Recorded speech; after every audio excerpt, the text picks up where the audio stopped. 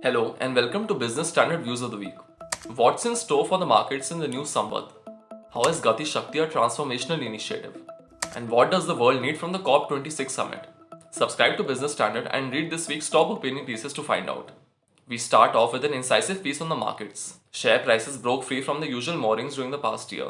The Sensex has gained an astonishing 40% or so in the course of the traditional accounting year that will end with Diwali next week. And now, the disconnect with the real world, which has been ravaged by COVID 19, is too obvious to ignore.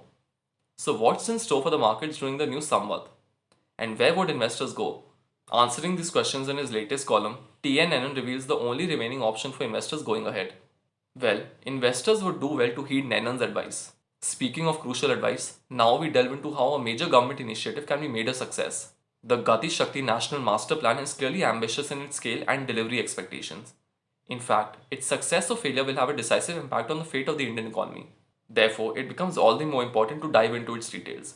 From how it will harness technology to the changes that it could bring to the country's administrative framework. Vinayak Chatterjee does just that in his latest column, which explains the 4 key reasons why Gati Shakti is indeed transformational and dramatically changes the way infrastructure is going to be rolled out. Not stopping there, the column also highlights the crucial challenges that this mega initiative will have to overcome in order to succeed. For now, all we can say for sure is that the government seems to be laser focused on making Gati Shakti work.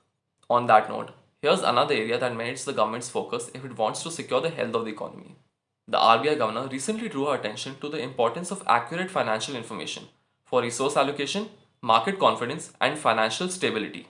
Establishment and enforcement of accounting and audit standards and the regulation of the profession which practices this occupation is therefore crucial for financial markets and the economy.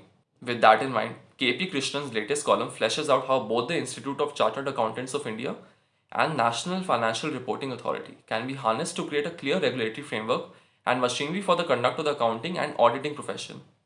Clearly, India needs regulators that can meet the challenges of the future. Our next piece delves deeper into the topic. India is trying hard to grow fast by improving competitiveness and ease of doing business. And effective and independent regulation is the bedrock the country needs to succeed in this venture. In that context, A.K. Bhattacharya's latest column exposes a critical flaw in the composition of the 16 odd regulators that supervise different sectors of India's economy. Equally important, the column highlights what corrective measures the government needs to take, especially as it speeds up the process of monetization of assets and privatization. The argument set forth by Bhattacharya could help get India back on the path of growth. Now, sticking to the topic of India's economy, the projected higher GDP growth rate in the current and next financial years seems to have enthused ministers and government economists to predict higher sustained growth in the medium term. But are their predictions correct? What about making India a $5 trillion economy by 2024-25? Is that still possible after the COVID-19 pandemic? Answering these questions, Business Standard prescribes the one step that the government must start with if it wants to push up medium-term potential growth. Getting India back to the high growth years remains a tough challenge. Speaking of challenges, now let's move on to the biggest one of them all. The COP26 summit is set to be held in Glasgow from October 31st. It comes at a time when the danger that climate change poses to humanity has only become clearer since the Paris Agreement of 2015. This has led to a spate of commitments of a target net zero date by many countries.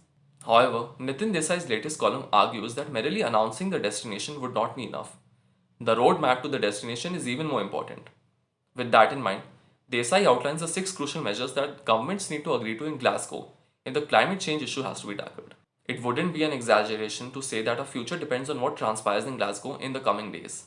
However, for now, we end this episode of BS Views with some sound advice for an internet behemoth that's been in the news for the wrong reasons. Internal documents released by whistleblowers who are former employees of Facebook indicate that the company has a huge and growing problem with moderation in India, which is home to its largest user base of 350 million. Facing allegations of promoting polarizing and graphic content, hate speech, and misinformation, Facebook needs to get its act together. On that note, Business Standard outlines what the social media giant can do on various fronts, from its financial allocations to its business model, to address this pressing problem.